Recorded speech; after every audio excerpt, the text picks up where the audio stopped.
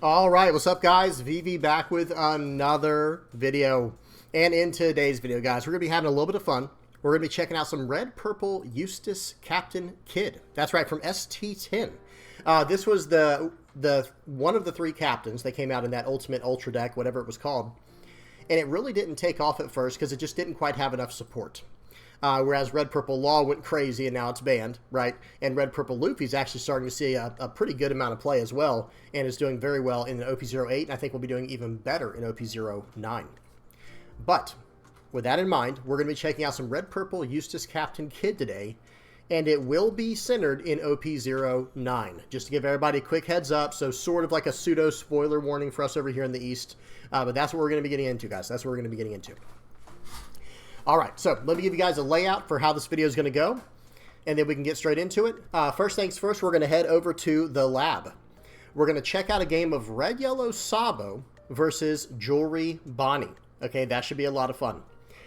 Excuse me. For those who are not aware about the Red Yellow Sabo meta and things like that, which we cover very frequently on this channel, that's a tough matchup. It's about a 50-50. Okay, now from there, we're going to head over to OnePieceTopDecks.com. And actually, excuse me, I almost skipped a step. Before we even go into OnePieceTopDecks.com, we're going to head over to another YouTuber, excuse me, a YouTuber from the East, who has put out an OP09 tier list, an updated tier list. We're going to talk about that, analyze it, and all that good stuff. Then we'll head over to OnePieceTopDecks.com, check out a red-purple Eustass Kidd deck.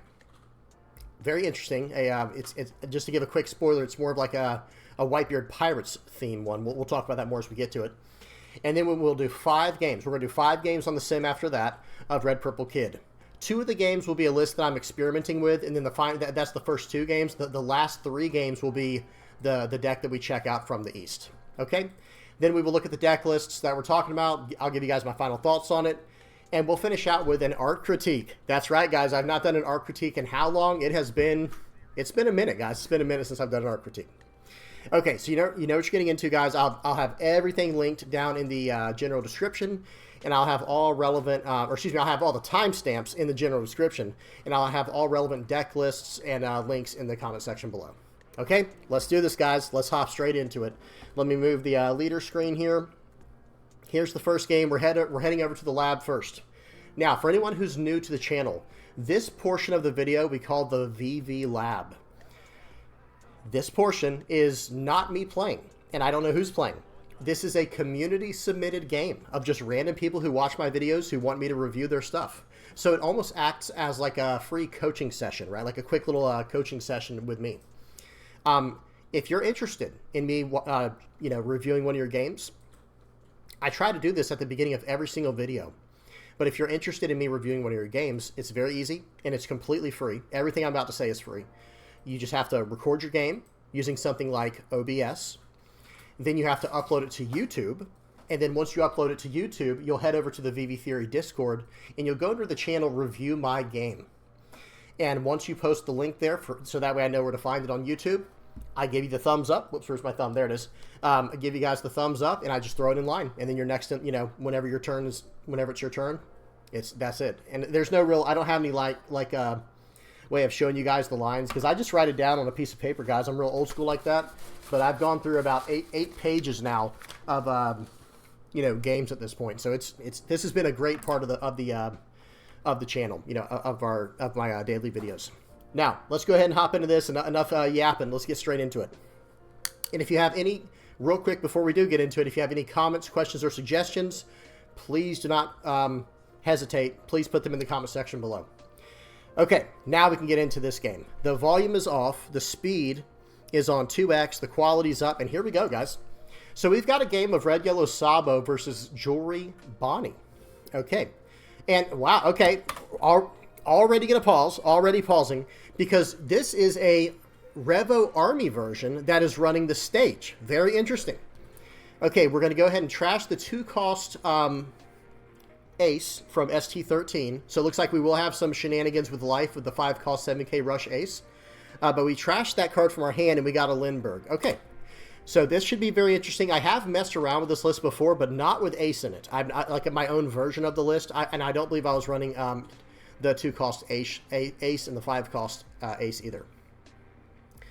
Okay, so I think trashing a zero-cost event here makes a lot of sense, because for those who are not aware, Jewelry Bonney is not exactly an aggressive deck right now. It's more of a mid-range to late-game deck. It almost becomes like, its mid-range is strong, and then it really stabilizes in the late game with a bunch of controlling cards, with a lot of controlling cards like what's it called, Doflamingo, Eustass Kidd, and things like that, Basil Hawkins.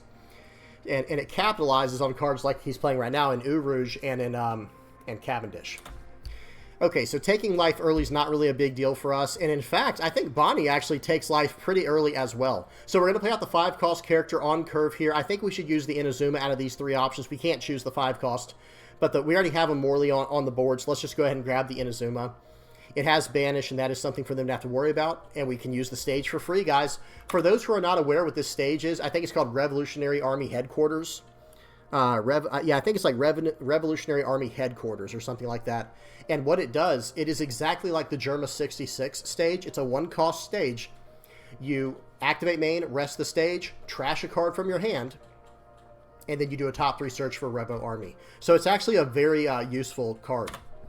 Okay, there's the 5-cost ace we were talking about, but we can't search that up, right? We can't search up cards that are not Revo Army with the stage. We're going to swing 5 into face here. They're going to tap down our leader, and their turn. So I think theoretically, let's walk it back just a second here. Because of Bonney's leader effect, it would have been technically more accurate, I think, to swing with our leader first, and then see if he wants to rest down something like our Inazuma, because he could have rested Inazuma down anyway, right? So I think if we had swung with our leader first, then we could have saw what he wanted to tap down, and it would have probably been the Morley, because he's clearly trying to stop attacks from going through. But just being technical, right? Trying to be as technically efficient and as possible. Okay, our opponent has 8 cards in hand after playing out the Cavendish. They had 9 cards this turn to start. Swing 8 into 5. Okay, I would just let this go. Okay, it looks like we're going to counter out, or we're thinking about it. Okay, so maybe not. No, okay, we are. Wow. Let me just say this. I understand. Okay, I do have to pause it. I understand the idea of trying to save your board, especially against Jewelry Bonney. You want to keep the aggression going. You want to get their life down low early. Whenever you attack, they tap on one of our characters per turn. But I'm not that interested in saving Morley in this version of the deck. Because look what we have in our hand. I know we drew the Bello Betty for the turn. We couldn't have predicted that.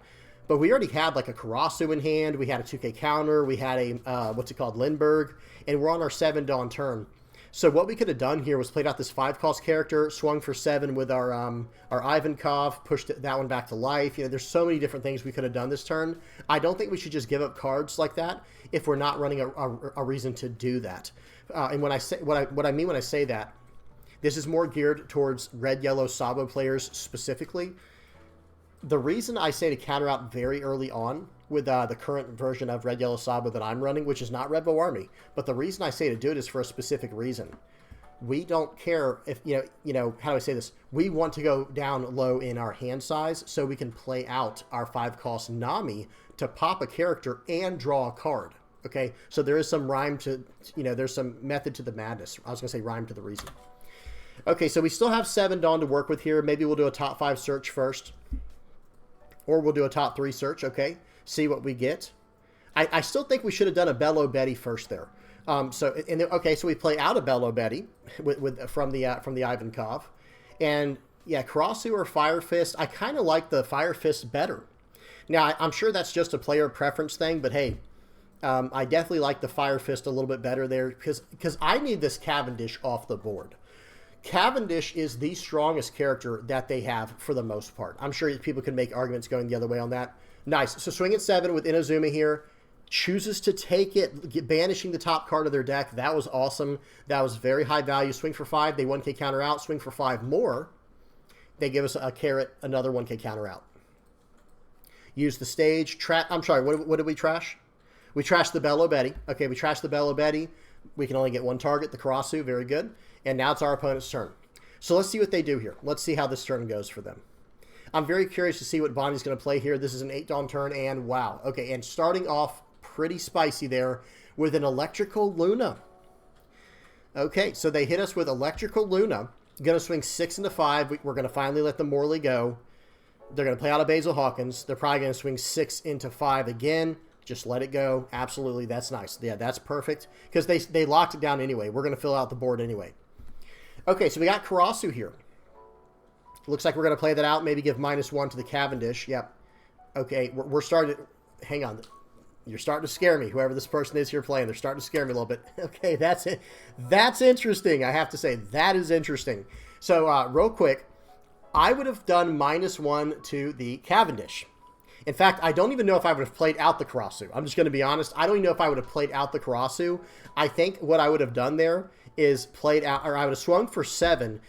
No, hang on. Let me do the math real quick in my head. Okay, yeah, okay.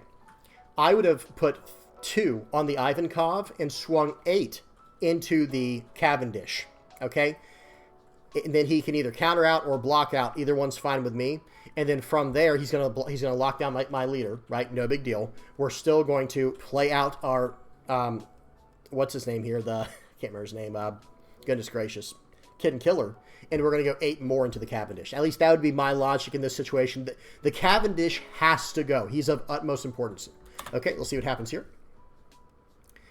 Okay, so going to swing for... Looks like we're looking at swinging for 7 and 6 here.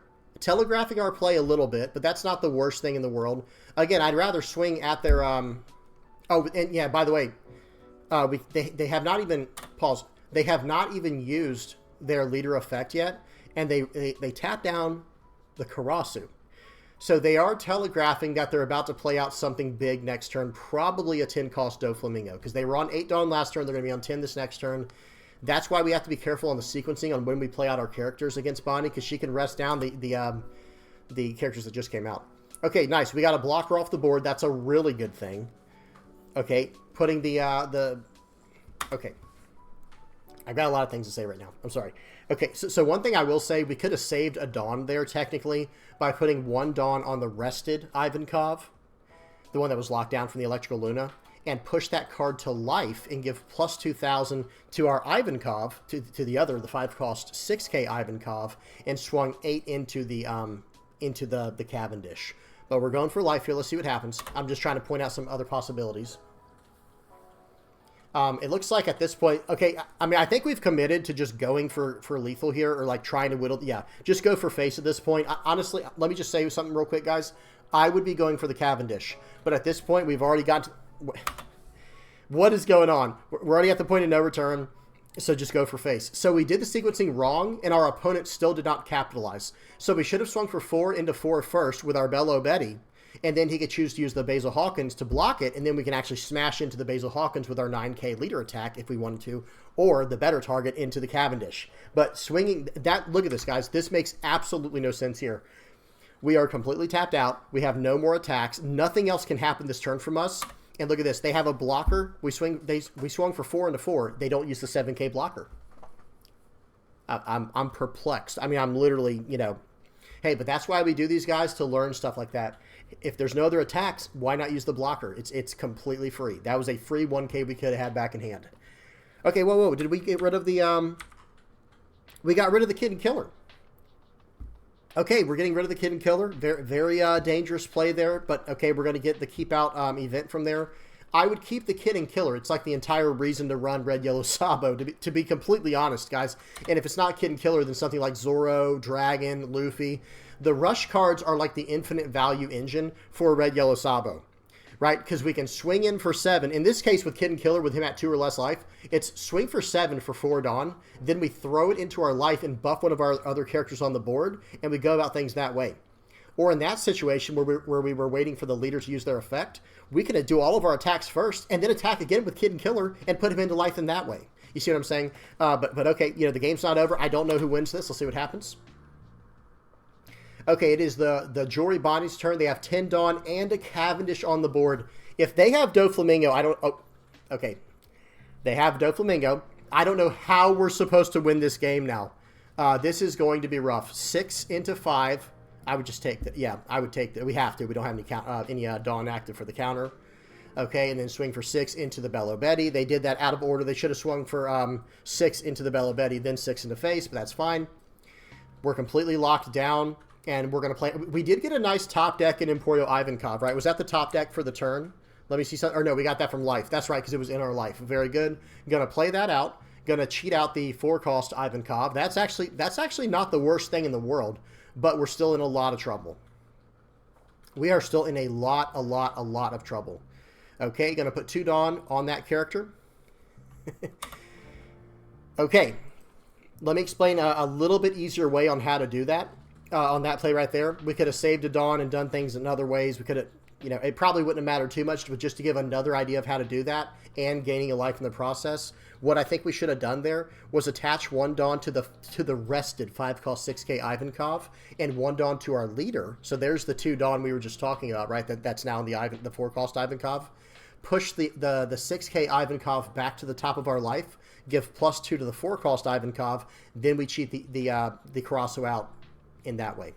That's the way that I would have gone about that. Not a huge difference at this point in the game, but I think that would have been a technically more efficient play. Because we want these... the rested characters, I mean, I don't know what's in this player's hand on the top, but they're probably just going to start chaining Doflamingos, right? That's kind of how this stage of the game goes.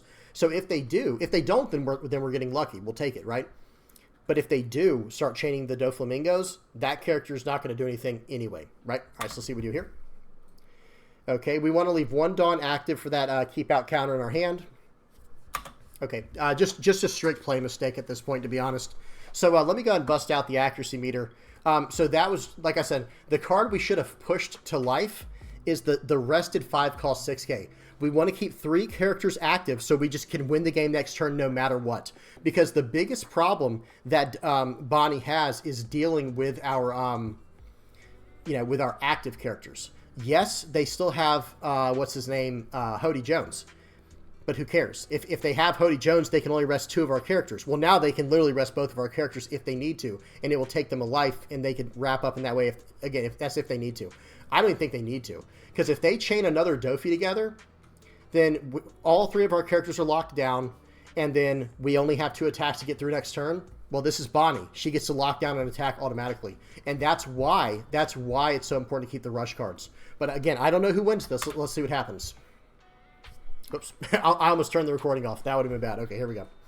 I turned off the accuracy meter there. So that was a mistake, though, for sure. Again, I don't know how we could justify it otherwise. Now, we do have the keep out event here, a counter to go +2K on your turn. It does give it to a character, I believe, right? It gives it to... Hang on. It's moving around so much. I don't mess with this keep out card very often. Let's see what happens here. Whoop. There we go. Give up to one of your Revo Army characters +2,000 power until the end of your turn. So it will buff it for the whole turn, but again, it comes down to, like, how effective that will be in this situation. I'd rather have... I mean, I guess that's fine. Oh, and there's the Doflamingo.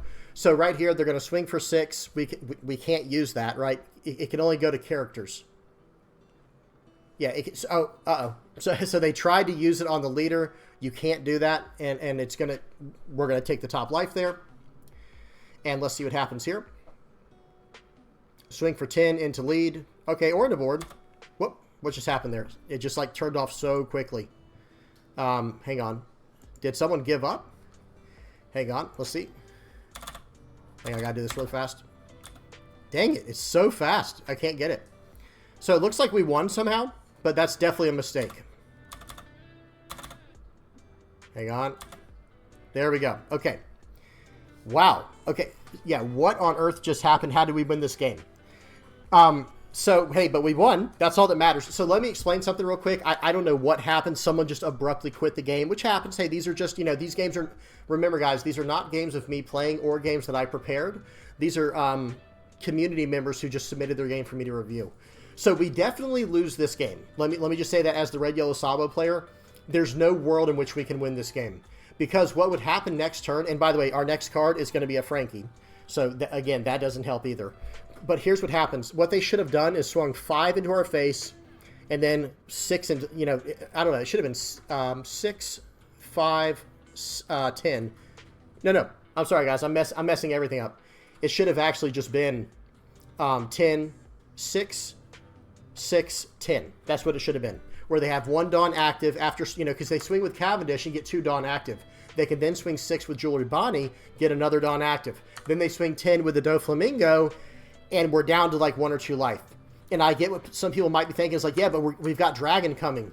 It just doesn't really matter, right? Like the Dragon isn't what matters in this situation. And by the way, that's if we didn't counter out with up one of these with like a 1K, or who knows what. The point is this. We have 1 life. right? Our board is locked down. And actually, I should mention that. Maybe Jory Bonney shouldn't attack all out. Maybe they should leave him at 2 Dawn and go for lethal next turn. But the way that this game probably was going to go, we'll talk about Dragon in a second, is go 6, go 6, go 10. And let's say they do get down to the Dragon, where it's like, okay, we at least have a chance now. Because what would happen in this situation is we would swing, we need 8 Dawn for... Okay, actually, we might have still won with Dragon. I will say that right now. The Dragon actually was the game changer. And that goes back to what I was saying about the rush cards. The rush cards are so important for what we're doing. Because what we would be able to do is, with Karasu, swing for 7 into the Jory Bonney, right, into their face, right? And then, you know, they can't counter out of that, by the way. So they'd have to give us the blocker or their last life card. They'll tap down our leader or probably the 5-cost 6K, and then we can follow up with the Dragon or any rush card. Just any powerful or any decent rush card. Like it could be Zoro, Kid Killer, you name it. And then we could win that way. So I'll say this right now. I don't know why this person on the top left so early, because if we did not have a rush card, here's how this turn goes. We swing with our Karasu to drop them down. They can take it and just use the Bonney to rest our last character, and our leader and 2 characters are rested. So again, I don't quite understand why they left, but hey, it is what it is. That's why we do these reviews, to kind of brainstorm it. You guys tell me what y'all think in the comment section below. Let's move on. All right, that's enough about this, right? Okay, give me a second to get set up, guys. Where is I got to black out the screen. There we go. Remove this. That was a good game, though. That was a lot of fun. I love watching Red Yellow Sabo anytime. All right, let me go ahead and move my head over to here and turn the screen back on for y'all. And here's what we're going to be looking at. Okay, actually, I'm going to move my head up to the top here. Just note that this is on August 14th. Okay, I'm going to cover up the top here, and I'm going to shrink my face down. Actually, I guess I can leave the date open because we do need to see it on the next one. Now, real quick, where we are at right now, let me show you guys. I will link this in the comment section below. I'll link this, anyone who wants to watch the full video. It is from the East. It is in Japanese, so I don't know what they're saying. But you can use the closed caption option here to, like, you know, you can put it on an auto-translate from Japanese if you want to with the settings, with the subtitles. Okay, not going to do that right now. We're not worried about that.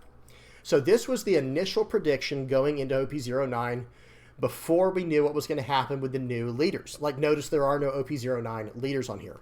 Now, let me skip forward just a little bit. Okay, the guy does a little explanation, and that was 814, like I said. Now, this is the new list going into OP09. Let me move my head down to here a little bit, and I can make it a little, enlarge it a little bit. There we go. And this is their predictions. And again, I will link this video in the comment section below for anyone who is interested in watching the full video and seeing what is said about it. First of all, look under my picture, under my camera here. We have this incredible leader, Red Yellow Sabo. You love to see it. It's starting to get some real respect, especially with the new OP09 cards. That's for another video. I still think they're building it wrong in the East. And I understand it's player preference, right? And, you know, it's a deck builder thing, I think, at the end of the day, but we'll talk about that later. That's for a whole nother video. But check this out, guys. Look at what is being projected into the Tier 1 category. We've got OP09 Doflamingo, like OP08.5 buffs with OP09 Doflamingos on top. With Purple Luffy, guys, these are 2 starter decks. We have to give credit where it's due. We have to talk about it. The 2 decks that are projected to be at the very top of the meta in OP09, at first, it might not stay there. This is just predictions.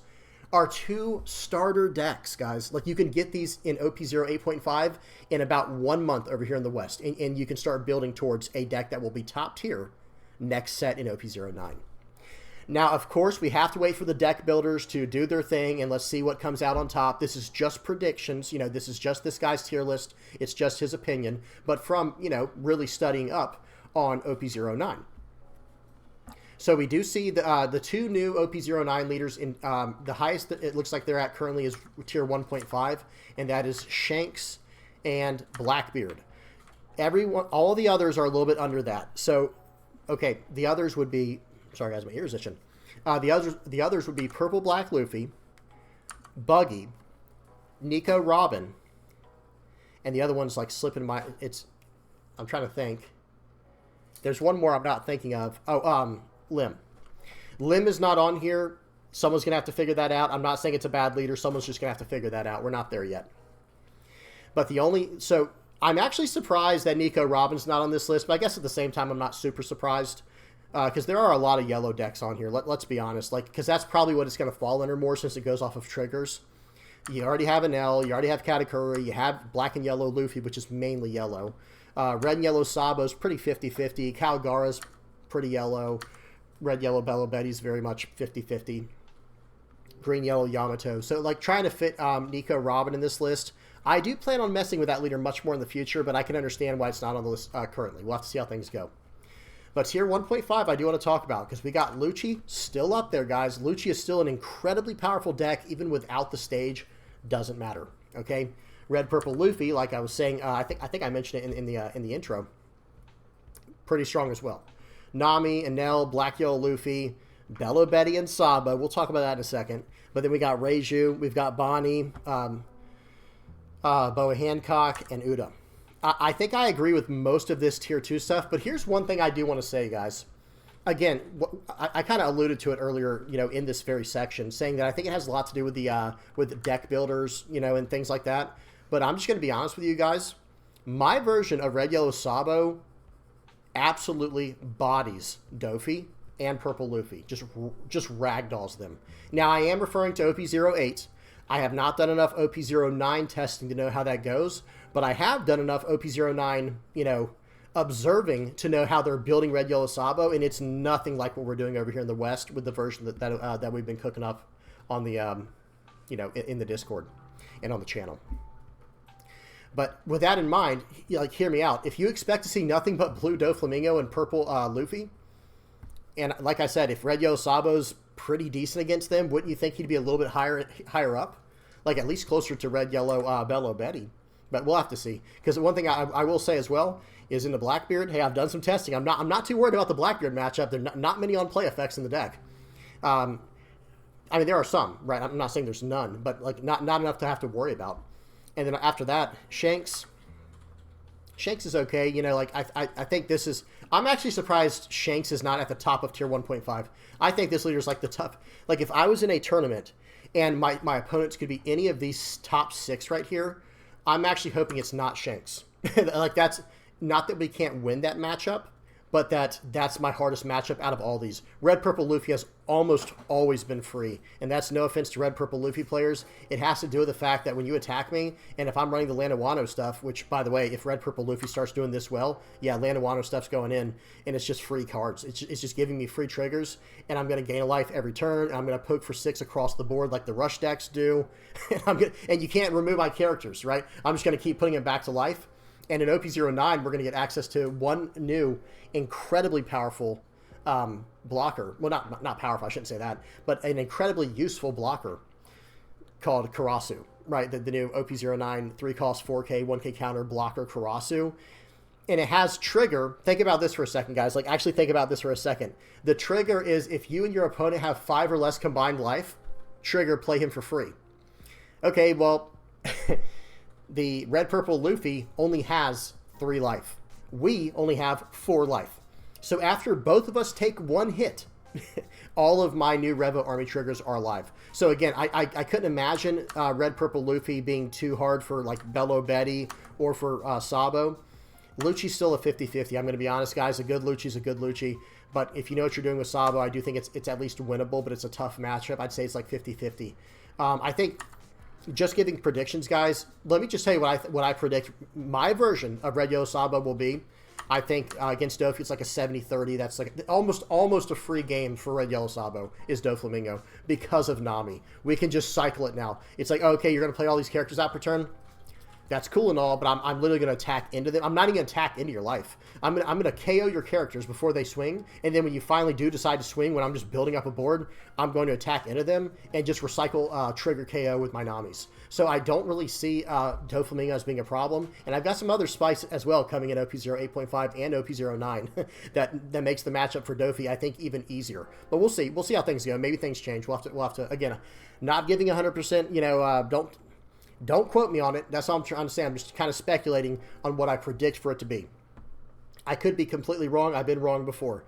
Purple Luffy, if they're taking their own life, they are helping me out. Because remember what I just said, guys. With Red Yellow, the new Red Yellow what's it called? Revo Army stuff.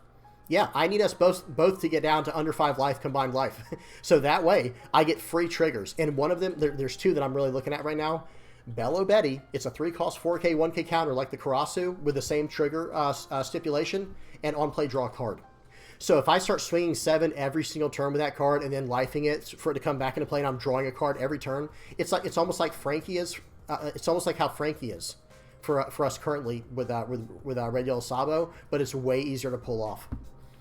What else? But yeah, I don't know. I'm kind of going off on a tangent right now. I guess I'm just really passionate about Red Yellow Sabo, and when I see the decks that are above it, I'm like, okay, I actually like my matchup into Nami. I like my matchup into Bello Betty. That is a tough matchup that I will tell you, even for Red Yellow. Like for Red Yellow Sabo, that's about a 50-50, just like our Lucci matchup is. And I'm just looking at all these, and the only matchup that really would concern me out of everything above Red Yellow Sabo would be this one right here in L. That's it. That's the one matchup that's a little bit rough of all the leaders that are above Red Yellow Sabo on this list. Katakuri is hard as well, and Calgar is about a 50-50. But all these other decks on here, other than an L, I'm like, yeah, I'm thinking my chances of winning are like 50-50 or better. But we'll see. You guys tell me what y'all think in the comment section below. Okay, that's it for this one. I will link this. For those who are interested in this video, I will have it linked in the comment section below for y'all to check it out and have fun with that, and you know, give this guy a thumbs up. Let me give him a thumbs up while we're on here. It looks like the name is Bacania Works. I don't know, guys. Again, I don't speak Japanese, and this is from over in Japan. Okay, now let's move on to... we're going to be checking out a deck list, and this got first place at a 32-player store preliminary OP08 pre-battle tournament. I think that's what that stands for, PB, some type of preliminary battle tournament. So this is technically not OP09, but at the same time, OP09 just gives it new cards to mess with to make it better. So sorry about that, guys. So in the beginning, I was a little bit off when I said that this would be an OP09 majority list. This is actually an OP08 list, but I do play this, I think, on the OP09 client. I could be wrong. We'll see when we get to it. Okay, I'm going to run through the list real quick. Let me actually read the leader, and I'll run through the list, and we'll move on from here. Okay, I got to pick up the pace. This video is going to run long. This is Red Purple, Eustass Captain Kidd from ST-10. He's Kidd Pirates type, and that's it. 5,000 power, 5 life, even though he's Red Purple. Here's the catch. Your turn, if you have 4 or more life cards, give this leader minus 1,000 power. So he's weaker on attacking the first turn because of having 5 life. Not the worst thing in the world, though, right? Not the worst thing in the world. But check this out, guys. When attacking, you can return 1 Dawn card to your Dawn deck, and this leader gains plus 2,000 power during his turn. That is very powerful, guys. That is very strong. It can be. Potentially, it's very strong. And let me say one more thing, guys. This is not a once per turn, and the support that they've printed for Red Purple Kidd allows him to attack more than 1 time with this effect. Okay, so there is something to that. Okay, keep that in your mind. Now I'm going to blast through the rest, guys, and we'll talk about it at the end here. Or, you know, at the end of this part. So 4 Otamas, 2 Edward Newgate, 4 Jozu, 4 of the Blocker Marco, 4 of the Searcher Izo, 4 of the Edward Newgate, the new 7 cost from OP08.5, ST-10. Pause and read this if you don't know what it does.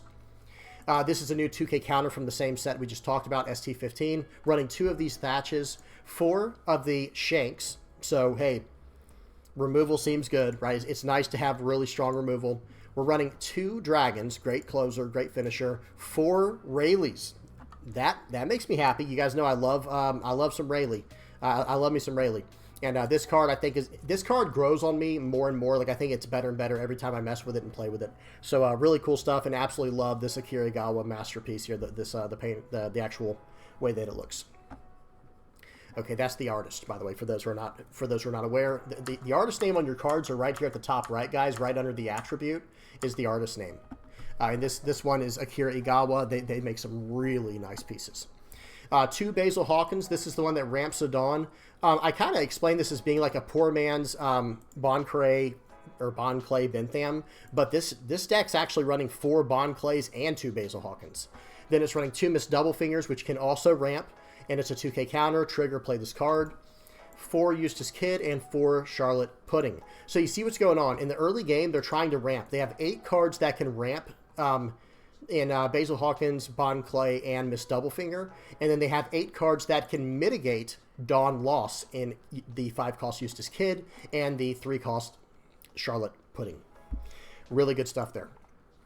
Okay, I don't want to spend too much time on this. Most of this stuff is known. Like I said, a few of these cards were pretty new, but none of it's from OP09, so you should know what these are outside of maybe the new Edward Newgate coming out in ST-15. Pause and read this, like I said. And the same thing with Thatch. Pause and read this. This one's effect is almost irrelevant for what we're doing. It's a 2K counter. It's a searchable 2K counter with our EZOs. That's all that matters.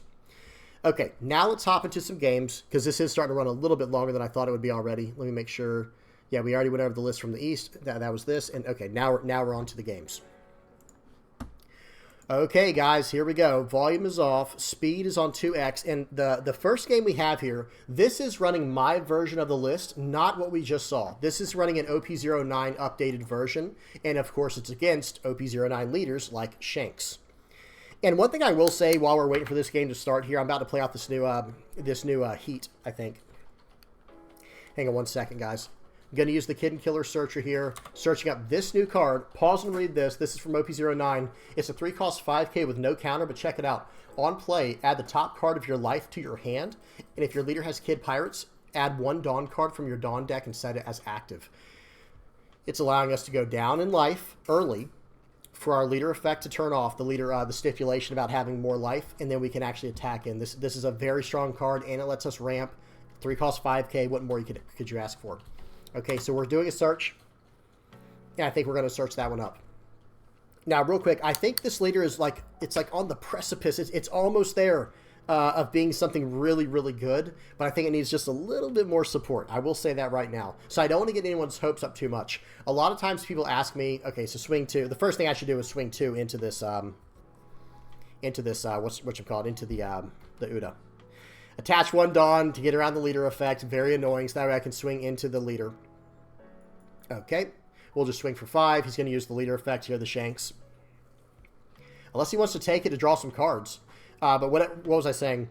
Oh, I try not to get people's hopes up, guys. When I'm making these decks, just understand there's a reason a lot of these decks are considered like more on the janky side. They play out a Lucky Roo. But there's a reason not a lot of people play these is because they're slightly underpowered. So yes, a lot of times I only show wins on this channel. Not a lot of times. I only show wins on the channel because I want to show you guys how to win with these decks, especially these decks that are very, underrepresented in the format. Now, every now and then, I do want to mention one thing. I got to pause real quick. Like with Red Yellow Sabo, just like how I was with Black Yellow Linlin, whatever deck that I commit to. In this case, we're in the Red Yellow Sabo arc of the channel, right? I used to be in the Black Yellow Linlin arc. That was like my first one. I was dedicated to making those leaders the best in the format, or at least the best they could be. And by the way, Black Yellow Linlin never made it there. I think it made it to tier 1.5 with a good pilot, and I mean like a very, very strong pilot. But at the same time, tier 2 is like the lowest I would say it was, like the top of tier 2 at the end of tier 1.5. But guys, the deck was underrepresented, and it still had random placings here and there. But Red Yellow Sabo, let me tell you guys right now, it's, for me personally, from my experience and from what I've been seeing, people getting tops in tournaments and stuff like that, a bunch of local tops, I feel like Red Yellow Sabo is something different, something totally different. I think it can actually get further and further up in the meta. But in the case of Red Purple Kidd, I'm not a huge fan of this. Okay, so I play out the 5-cost Eustass Kidd. I swing for 7 with the leader. I do the Dawn -1 effect to buff it up +2, and I get the Dawn back because I have the 5-cost Kidd in play. Okay, they block with Lucky Roo, and they KO my 3-cost 5K. I was kind of confused why they didn't KO. Does Lucky Roo only pop a 5? Okay, it didn't matter. He's going to pop either one. So I was going to say, can't Lucky Roo pop a 6K or less with his on KO? I could be wrong about that, but who knows? He popped either one, either way. It didn't matter. Maybe he was trying to get me to play a little bit differently based on that. But I'm at 9 Dawn now. Okay, I'm at 9 Dawn. So we're going to swing 9 into 5. He can use a leader effect and give me 2 2Ks to get out of that. Chooses not to. I stand my leader up with that new killer card. That's a 5-cost 5K killer with a 1K counter on play. Dawn -1, set your leader as active. So I swung for, okay, he had to give me a 3K and a 2K. I think he messed up the math there, but that's okay. He had to give me some cards there because I just swung twice. And now I've got 2 more of these 5-cost killer cards coming. He pops one with the 7 cost. That new Newgate is incredible. Excuse me. That new Newgate is absolutely incredible, guys. I give him a 2K, 1K here. They were two 7K attacks, so I took one, counter out of the other. And here we go. I think it's time to start smashing in. We'll swing for 10 into 7. Let's see if he can get out of it. He'd have to go -1. Okay, he did -1,000 power, but I'm going to stand this guy up, and I'm going to return another Dawn. We're swinging 11 into 8 now, and he can't reduce my power anymore with the leader's effect. And he just gives up, unfortunately. I think this game was not over. I think he definitely could have done more here. And I guess he just didn't want to deal with it. And that does happen on The Sims sometimes. Sometimes people just kind of give up prematurely. For example, he still had Silver's Rayleigh. So what he could have done this turn was -3,000 to my killer, -2,000 to my 5-cost killer, and then KO that.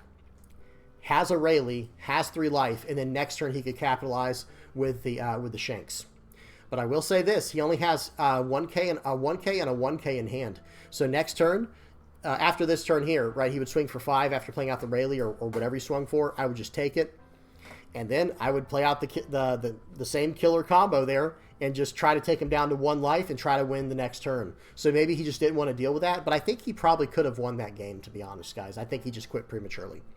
He was on a 9 Dawn turn, so it would have been 8, swing 6. Yeah, I don't think I could have. I think I would have taken this hit here and gone down to 1 life. And then on the following turn, he would have been able to swing for 5, 8, and 12 with the other Shanks. I probably couldn't survive that. But hey, he quit out early. It is what it is. Okay, so that was versus Shanks. Let's go ahead and check out this game. I got one more using this version, the OP09 version. This one's against Katakuri. Let me go speed 2x. I think this is a pretty spicy game here. Because, guys, Katakuri's strong. I understand he's always like a shade under the top tier, but he kind of acts as a gatekeeper for the new decks trying to make their way up into that top, the next tier up, however you want to say it. And Katakuri is very much a gatekeeper in that way. Same thing with the Nell. Maybe Yellow's the gatekeeper just in general. Okay, so we play out the killer there. Actually, I think I played that out last turn. We're going to ramp a Dawn with the 3-cost 5K Kidd. That card is very nice, guys. I think that card's really good. They're going to use Please Save Me, I think, to counter out or something. I don't know what. Or maybe they got the trigger. They might have got the trigger there. They're going to swing for 10. We're going to be taking this. But, hey, we are starting to build up a pretty decent-sized hand. But that does mean something, right? It does mean that since they've done things in this way where they're not playing any characters, that means they have nothing but massive characters coming up. Okay, I swing in, they get a Satori. Seems good for them. Seems good for them. So I return a Dawn while having the 5-cost Eustass Kidd out. That ramps me a Dawn. I'm going to play out Pudding. And now we're about to have some fireworks, right? Like, things are about to get pretty crazy here. Okay, they play out the S-Snake. Now my guy cannot attack, and he's just going to keep attacking face. But I'm going to block with a 6K blocker, give him a 2K. He's going to swing 6 into 5. I give him a 1K because I'm kind of concerned at this point. Honestly, maybe I should have taken it and forced him down the path of going Tinlin. But, hey, it is what it is. We're going to swing 5 into 5. Let's see if he wants to give me some cards. Beautiful. We will absolutely take that. We'll swing 5 more into 5 here, returning a Dawn back that we used on the Charlotte Pudding, getting a free Dawn with that activation there from the Eustass Kidd and the Pudding. We're up to 10 Dawn now. He does counter out. Okay, well, I'm just going to keep smashing into this card, to be honest, guys. I got to make sure I can get out of this with a I want to be able to play my 7-cost character. Let me say that. But it looks like, okay, never mind. It looks like I gave up on that idea. We're going to have to try something else here. Play out the Heat. Play out another one. Now, that is not the blocker. Some people might be getting confused. I know I get confused every time I look at it. This is not the blocker that has, like, whenever you return a Dawn, do a draw 1, trash 1 cycle. Draw 1 card, trash a card cycle. That one's really good. And I think that's a Wire. That one's name's not Heat, it's Wire. But that's a really good card. So surprisingly, he attacks into my Pudding. I'm at 10 Dawn. That was so odd to me. He's going to swing for 8. Okay, I do take this to go down to 1. He has 4 Dawn left. He plays out a Frankie. That seems like desperation. In some ways, that seems like desperation. So right here, I think I am going to try to get the board back a little bit because I do still have 1 blocker. I can be a little patient. I'm going to use this card to... So I kind of used the 7-cost Eustass Kidd to ramp a Dawn, right? Like I played out a 7-cost. He returns a Dawn to buff my leader plus 1,000 until the start of my next turn. And then since I put a Dawn back, my 5-cost Eustass Kidd gives me the Dawn back. Since I put one back to my Dawn deck, I get it back into play now, active. So I still have 4 Dawn to work with. I was going to swing 6 into that character just nonstop. Okay, so I think right here I might just pass the turn. Okay, no, I don't. I'll say I don't think I should, but it is kind of scary, right? It is kind of scary. Look at that. Pops my blocker. I play out the wire blocker. We were just talking about how good this card was.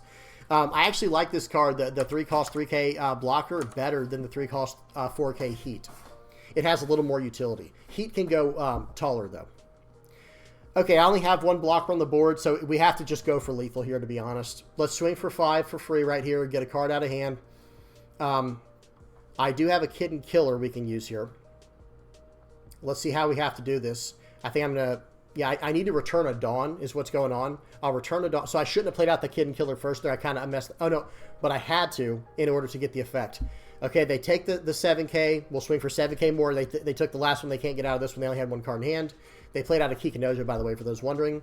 They hit me with a beige. And now it's like, okay, well, swing 7 here. I know they can't get out of it. Let's see what he got.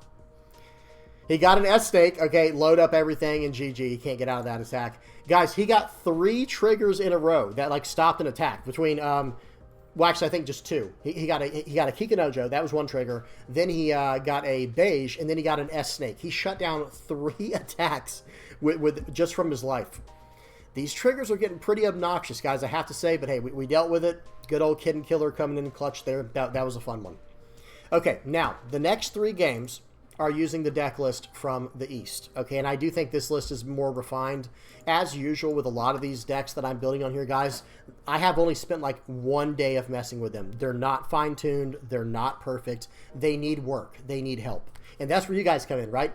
Because this is not exactly my kind of leader. Let me pause real quick and finish my thought out. A lot of the leaders that I feature on this channel are just meant to help people get a good starting point for a leader they've been really trying to make work, right? I love to try to, you know, brainstorm and make these decks work. And if you want to keep the discussion going, hop on the Discord. However, I try to at least give you guys a good foundation to start on, or at least some ideas to play with and to go from there. The list that I put on here, other than whatever arc I'm on, right? My red, yellow, Sabo list, of course, that's my baby, right? Or if I'm playing a meta deck, we already know about the meta decks. But like when it comes to the more janky, quote unquote, off meta decks, I'm just trying to give you guys some ideas, some inspiration, and you guys get to go from there. Okay? All right, now, back to the game.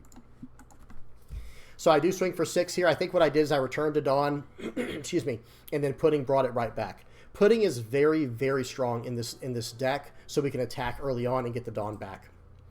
So they play out a Zoro. I wish I had some removal here, but I don't, because I want to get that card off the board.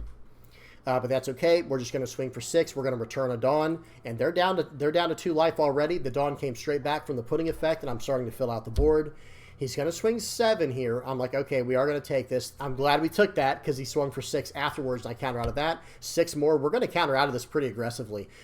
This board's mine now. The board's gone. Now, he will be on what? He'll be on 10 Dawn next turn, 7, 9, leader effect 10, but he can't do the 10 cost Luffy shenanigans at that point.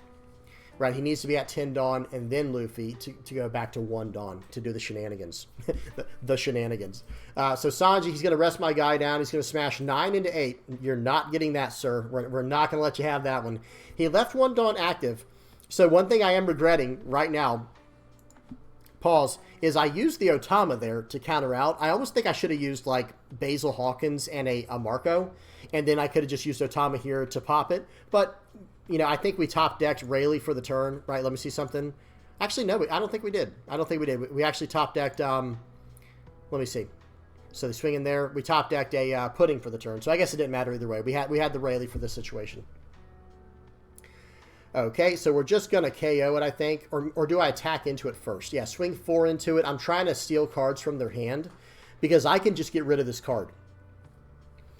Let's see if he wants to give me a card for this. He gives me a 1K counter. Okay, perfect. All right, so right here, I think I'm going to load up 2 and smash into it. Again, I'm just trying to eat cards from their hand. Use the effect there. They use a Gum Gum Giant Gavel. Guys, so this is very peculiar to me. It's very odd because I can just rest the card and KO it now. He can't save it anymore, right? So, okay, I'm at 3 life. If he wants to, okay, he plays out another Sanji. He's going to rest down my Izo. That doesn't really matter. I don't think he cares about Izo. He just wanted to rest something down. So right here, I'm just going to save it because he can't attack into it anymore. Okay, you can have the Pudding. And in this situation right here, I think I should just go for, okay, hear me out. I think what I should do here... Okay, I just go for lethal. Yeah, pause. So there was a safer play for sure, because he had a lot of cards in hand, right? Let's go back just a second. There was a safer play here where I literally just go like this, where it's like, okay, swing for 8, play out my Shanks, swing for 7 with the leader by returning 1 Dawn and attacking with the leader and using the effect. That would have technically been a safer play, but without having a Dawn active, how is he supposed to get through like a 10, a 12, and then whatever's left on my leader? You know what I mean? It's very hard to get through that, even with 6 cards in hand. But again, it's about having 1 Dawn active for them to use the Gum Gum Giant or what used to be Rad Beams or Blast Breath or something. If they don't have Dawn active, they can't do it. So, all right, good stuff. We got 2 more to go through. Okay, this one's versus Blackbeard. Okay. We got Blackbeard. Like I said, even though this list we're running today is OP08, well, I guess OP08.5 exclusively, it's not OP09 at all. It's still going against OP09 decks and doing pretty well. Okay, so right here, oh, I know, speed's not on 2x. We do need to put this one on 2x. This may or may not be a 15.5-minute game.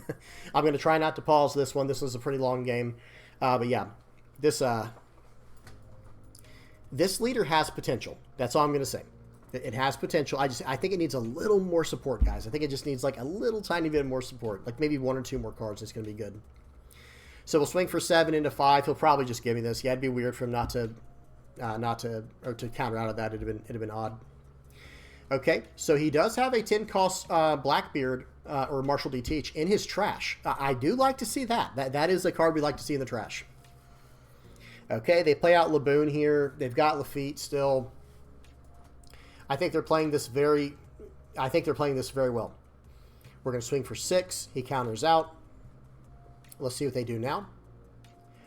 One thing about this deck is, like, you're not scared to that combo there with Laboon and Doc Q. I like the combo with Doc Q and Laboon and what's his name, Van Augur. That is a strong combo, guys. This is really good stuff here.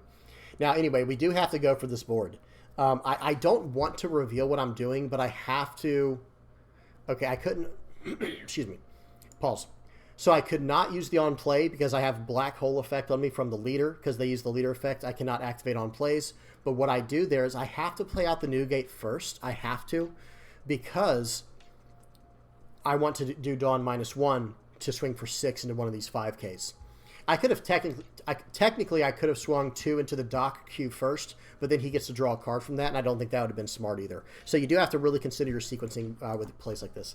All right, I said I wouldn't pause it. Let me keep going, guys, but I think that was a relevant thing to point out. So we just wiped his whole board. We just wiped his entire board, and we do have an 8K on the board. So if he wants to get rid of that 7 cost 8K, he's going to have to make a very big commitment with only 4 cards in hand.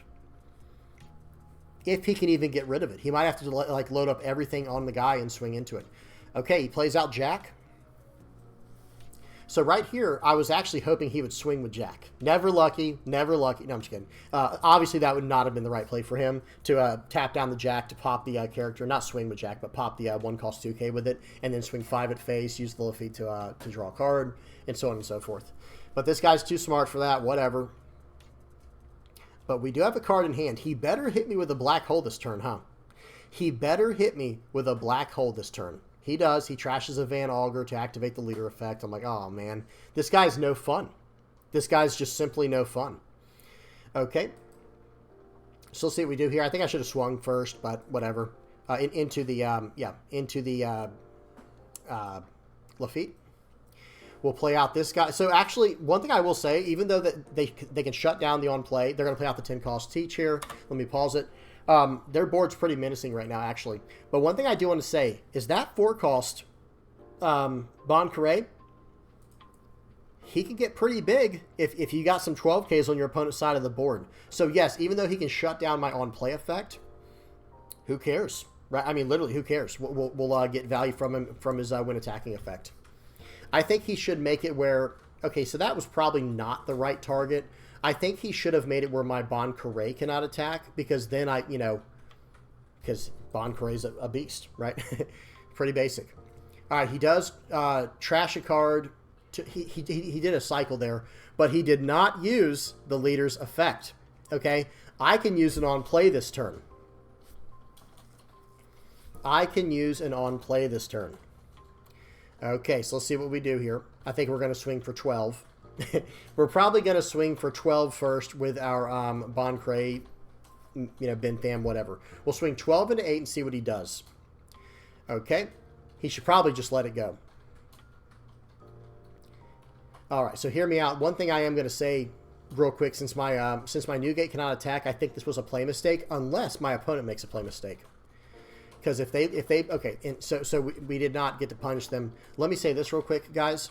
What we should have done there was actually just play out the Rayleigh. It's still just the better play. I can rest my Edward Newgate to pop his character, because we just can't attack with the Newgate, right? Actually, if it shuts down his effects, if it shuts down the Newgate's effect, maybe that was the right play. I'll have to check into that. Usually, when I'm playing, I can like look over the card and read it if I have any doubts. But yeah. So maybe that was the right play after all. Yeah, because it says can't attack and nullified. So I don't think he could use his effect or anything there from the Marshall D Teach. Okay, let's see what our opponent does here. They do have one massive blocker on the board, but now we have a blocker that's not going anywhere, right? As long as we have cards to trash for it. Okay, he does a Shigan Finger Pistol to pop my guy. Okay, then he just... did he just pass accidentally? I think he might have just passed the turn back accidentally. And I think what I do here, because I think we have a little conversation over on the left there. Yeah. So I don't know what actually just happened. Hang on. Did I maybe I missaw that. I'm sorry, guys. I'll fast forward once we see it. So yeah, I think... Okay, so I play out the pudding. And then let's see what he does. We're going to fast forward now. He plays out the Laboon. Okay, never mind, guys. I got confused. He plays out the Laboon here. He's going to swing for 9, probably into that guy. But hey, I can actually just block this. I'll block it with Marco. And let's see if I want to save it. Did I bring it back? I might have just let it go. Oh, I have more than 2 life. Excuse me. I can't even save it.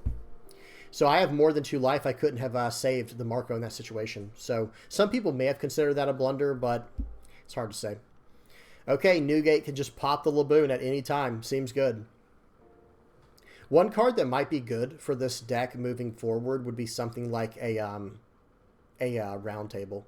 Because with that Edward Newgate on the board and it's just sticking around, if I use a round table to drop Marshall D Teach by minus 10,000, it's a 4-cost event that gives a character minus 10,000 for the turn. Activate main, by the way, not counter. So I could actually just minus 10 the Teach and just pop him with a Newgate. Seems good. Okay, but we're going to keep attacking here. I just need to keep enough attacks on the board to really keep going. He's scared to block with Teach. For those who are not aware, for those who might be thinking right now, I won't pause it. Nice. Of course, he gets a Tempest Kick to pop my pudding. He doesn't want to swing with Teach because then I'll attack into him with my Boncray Bentham. We're going to pop the Laboon. We're going to play out a Rayleigh, give minus 3,000 to the Marshall D Teach, which is not irrelevant. That Teach can only swing for 9 now, and I can get out of that very easily because of my counter power in hand. 9 into my Newgate. Okay, that card he can have. Now he's going to swing 9 into face. Well, we're going to take that, right? We're not upset about that at all. Okay, we get another. Okay, then he black holes me with his leader effect. But it's kind of, we're at a position now where we can actually just start smashing in, right? We're just going to, I think we're going to attack 12 into 12. Let's see what he wants to give me. It's very scary to counter out of this, believe it or not, because then I just do it again with my leader. And this time it'll be for 6, 11, it'll be for 13. Okay, but let's see what they decide to do. And if they just let it go, then I just swing into face and just play out another character if I need to. All right, they're really thinking hard about this, and it is a very important decision. They give me a 2K counter. All right, swinging in for 13. Like I said, we're going to load up 6, Return of Dawn from the Newgate, 13 into 12. There goes one of his Blackbeards. I know another Blackbeard's in the trash right now. We saw that at the beginning of the game. They got a 2K counter from that search. What is he going to do now? And I think the only right answer in this situation is he needs to load up for 9 on his Marshall D Teach leader and just smash into my 8K. Because, I might actually save it. Okay, he's going to swing for 12. Yeah, I'm definitely going to save 12 into 8. Okay, and that should be game. Again, because what is he supposed to do here? I know one of the cards that's in his hand because he used it. He trashed that card, so I know he has a 2K counter left in hand. We saw him search it up. It's a 2K counter Shurya, or whatever the name is. We'll swing for 9. It's going to be swing for 9, swing for 9, swing for 9. Right, like, I mean, there's no way out, unfortunately, for this guy. Okay, we'll swing for 9. Again, that's the most he can get to. He has to use the blocker, load up everything, use effect, 15 at face, and that's going to be GG. Good game. That was pretty fun. Okay, we got one more game, and this one's versus ST-10 Luffy. I've been calling him BLaffy, but someone was laughing. I think someone said in the comment section that reminds them of Laffy Taffy. Yeah, it does definitely have that sound to it, that resemblance, but oh well. It's just fun. And tell me what you guys think, man. I mean, I know we're still in this game. It's not over yet, but I want to know what you guys think about this leader. How good is this going to be in OP09? Is this leader going to push up? Because the list we were looking at had it in, I think it was tier 3 or tier whatever I think it was tier 1, 1.5, 2, and 3. I think they had Red Purple Kidd in tier 3. We'll have to see what happens. Okay, so they attacked in for 5. I think we took it. Yeah, we're down to... Because you do want to take life kind of aggressively early on with this leader so that you can turn on your leader's effect, draw some cards along the way, and all that good stuff. Okay, we're just going to swing for 9 here because I don't have any play. I guess I could have played out a Marco, but they can KO it this early in the game, and I can't save it. All right, let's see what they do next. I'm at 5 Dawn, so next turn I'll be on 7. That's when things can get really strong for this deck, right? Where it's like, okay... 7 Dawn, 7 cost Newgate into 8 cost Rayleigh or 8 cost Dragon like I have in hand. There's a lot of potential there. Okay, now they did play out Sabo. Seems pretty good. Okay, but I think we still play the card out. I don't think anything changes, and we just swing for 7 at face. I did use the leader effect there to go back a Dawn. I'm still at 6 Dawn. I'll be at 8 Dawn next turn. I can still do whatever I need to with my hand. Excuse me. Okay, so they swing for 5 here. Just 5. We'll give them a 1K counter. They play out this new Luffy here. Let's pause and read this. It says, on play, give your leader or one of your characters up to 1 rested Dawn. Okay, so I think he forgot to do that. And then when attacking, if you have a cost 8 or greater character in play, draw 1 card, then draw a card, then discard a card from your hand. This is a promo card, promo 075. It is a Supernova Straw Hat card, by the way. Very cool. That would probably be a pretty cool deck, like a red and black or a green and black Straw Hat Supernova deck. That could probably be pretty cool if they print more support for it. Okay, so sorry guys, my throat. So right here, I choose not to get rid of the Sabo because I'm not worried about the Sabo, I guess. You know what I mean? I see that he's playing very defensively with it. If he was playing more aggressively, I think I would have tried to deal with it.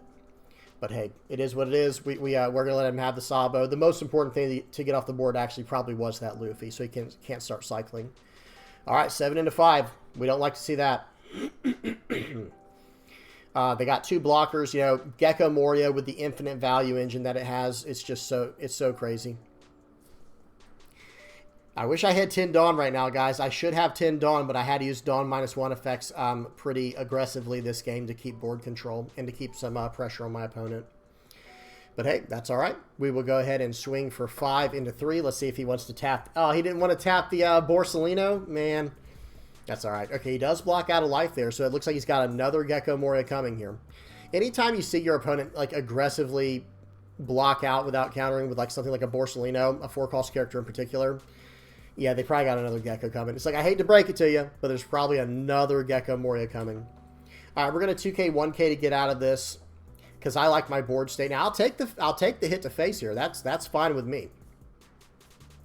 Okay, let's see. Now we're finally on 10 Dawn, and we can start attacking into these Gecko Morias if we need to, or just start going at face. Like, we've got a few options here. So what I think I should do, I'm going to tell you what I think I should do, and I'm just going to pause and tell you what I think right now. I don't remember what I do here. I've got 10 Dawn. I would much rather just crack this board, like just absolutely crack this board right here with actually, hang on, I take that back. I do have a dragon in hand. I can swing 9 5 times. I can swing 9 5 times. Okay, by attaching, wait, 1, 2, no, I can swing 8, 9, 9, 9, 9. So I can swing 8 once and then 9 4 times if I need to this turn. He has 1 life and 1 blocker, but he does have about 12 cards in hand. So I think I should probably smack this these Gecko Moris around a little bit and go about things in that way. Okay. I don't remember what I do, by the way. All right, we're going to swing for 8. Now, he is a 6K leader. That is relevant. We're going to swing 8 into 6. Let's see what he does. 2K, 1K. All right, starting to get some cards out of his hand. That's a good thing. Yeah, because I think what I need to do here is just 8, 8, and then play out the Shanks and smash one of these Gecko Moris off the board and say, your turn. And I'm sitting on like a decent amount of counter and 2 life. Yeah, I mean, look at all these attacks, guys. We'll swing 5 into 3. Let's see if he falls for it. He didn't fall for it. Never lucky. I'm just kidding. And hey, that works. We just cleared his entire board by him trying to play a little bit defensively. And I have a massive board currently, right, guys? Did I 2x speed this? I just realized, did I? No, I did. Okay, I did. I was going to say, oh gosh. No, it's on 2x speed. We're good. What does he do here? Okay, he's going to block her up, but he needs to take out these characters. So he can swing for 7 at face. He might have to go life here. Yeah, 7 and then 9. This is not going to go well, right, guys? This is not. I don't think this is going to go well for my opponent. So okay, pause. Oh, never. We didn't get to see the conclusion. He gave up because I think the writing was on the wall. So the way that I think this turn goes, is we're going to swing for 8 first. We're going to go, actually, yeah, no, never mind. We're going to swing for 8 first into face with the Edward Newgate, right? That's going to take a 2K and a 1K or one of these blockers. It'll probably get the blocker, right? Okay, sure. Then we're going to swing. We're going to do the whole 9 strategy next. We're going to swing for attach 1 to Rayleigh, swing 9. Attach 1 to Rayleigh, swing 9. Play out our Rayleigh, or not Rayleigh, excuse me, our dragon. Attach 2 to our leader. Swing 9 with the dragon. Swing with our Eustass Kidd, returning a Dawn, swing for 9, and then swing for 12. And I think that should have gotten through. Let's just do the math real quick. So let's say let's say they counter out perfectly with, like, even though they don't have perfect knowledge. Let's say, okay, so we swing for 8 with the first Eustass Kidd. That's a 2K and a 1K. Is the Luffy a 1K? Let me see something real quick, guys. I don't remember if the Luffy's a 1K or not. Whoops, I almost had it right there. He is not a 1K. Okay, so the way that would have gone, let me hit play and pause it. There we go. So he only had 3 2Ks in his hand. Yeah, so he's only getting out of 1 attack from hand. So the first 8K would probably get hit with the Rebecca, and then the bad news for him is it's all 9Ks from there. So it's going to be 9K meets a Sabo, 9K meets the counter, then the dragon comes in for 9, and that's going to go through, giving him a Rebecca. And yeah, then I still have the leader and the 12K from Shanks. Really good stuff. Okay, that's enough of that. Let's go ahead and check out the deck list real quick. So this is the version that I was running. We already looked at the version on the from the games from the East. This is the version I was running. I'm experimenting with a lot of stuff here. This list is not finished. Notice that it's 4 of everything and then 2 of the Punk Rotten. It's not finished. This is just currently what we're working with, where we're at with it. But some cards that I do like from OP09 that are kind of cool. Pause and read this. This is a 3-cost 4K blocker with a 1K counter. Give up to one of your power 4,000 or lower leaders plus 1,000 power for the turn. Seems good, right? This is just so you can swing for 5 on turn 2, whether you get this guy to start off or if you get this guy to start off, right? If you need to swing aggressively. Then we also have this wire. This is an interesting 2K counter. It's a 4-cost 4K 2K counter. With Dawn ×1, if your leader has power 7,000 or higher and the Kidd Pirates type, this character gains a rush. So he's basically like a 5-cost 5K rusher if you've used your leader effect this turn, or something better like Punk Rotten, like this one. So it's I don't know. It's hard to say. I will say this. I think this card's interesting, but the main thing is it's a searchable 2K counter. It does potentially have rush. But the card we want to rush with is obviously Kidd and Killer. Like, this is the obvious target to rush with. But the version I was running was a Kidd Pirates searchable type deck. Notice it can grab anything in this deck except Killer, right? Because it can't grab a character with its own name. Okay, but it can grab Kidd and Killer because Kidd and Killer is not Killer. It is specific. When it's brackets like that, it can only search up, or the only restriction is the card that is named exactly what's inside the bracket. The same thing is true for Nami. Just to give an idea real quick. like when I go on to the red and yellow cards here, notice Onami. So if you had a red-yellow deck, let's just say you had a red-yellow deck for this hypothetical example, and you did a top 5 search for a Straw Hat crew other than Nami, I couldn't grab this Nami, I couldn't grab this Nami, and I couldn't grab this Nami, but I could grab this one because her name is not literally exactly bracketed Nami. It is Onami. So that's something to, I know that's technical for the newer players, but that is something to at least understand how that works. All right, that's enough rambling, guys. This is the list that I've been working on. It's nothing too special. These are cards coming out in OP09. This one, pause and read these, and this one, and this one. It's mainly just those 4. So this new Wire, the new Heat, the new Killer, and the new Eustass Kidd. I think they have some potential, but I will say this. Let me just bring up the other one. I think I called it RP East. Yeah, I think this is it. Yeah, this is the list we were just looking at from the East. I think this one's just better. But again, this one's actually fine-tuned. Notice it has like 2 of this card, 2 of that card, 2 here, 2 there, 4s here and there. This list is actually modified and refined. The list that I just showed you of what I've been working on, that still needs work. Okay, that's it, guys. All right, let's go ahead and hop over to the art critique. We have not done an art critique in a while. All right, so this is the first art critique I've done in a while. So let's go ahead and get into this. We got the Pirate King here, Goldie Roger. This is from OP09, number 118. It's a secret rare from that set, of course. Now, first things first, we gotta go to some shapes. I see some shapes here, guys, don't you? Okay, I see a circle right here. Let's make this green so it really pops. Good enough. Let me increase the thickness on it so it pops a little better.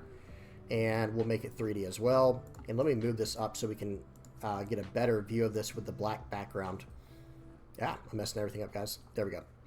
So there we go. So we got the first circle here is this like incredible, what is it? Supreme Conquerors Hockey or whatever it's called. Just absolutely OP levels of OP. OP as an overpowered, not One Piece. But anyway, you guys know what I mean. Like super overpowered levels of hockey here. I think this is probably from, is this from the scene where he fights, okay, spoiler warning, where he attacks into Whitebeard? I think this is from that scene. Could be wrong. I have no idea. I don't know enough about the story to know any better. But one thing I will say, let me copy this and put another one in. Check this out, guys. Like the way it's like this power is emanating all the way from up here, right? It's just incredible bursts of power and energy going at his target here. Probably some type of divine departure effect here. And with one thing I will say too, let me get these off these circles out of the way. The composition on this one, I'm really, really liking.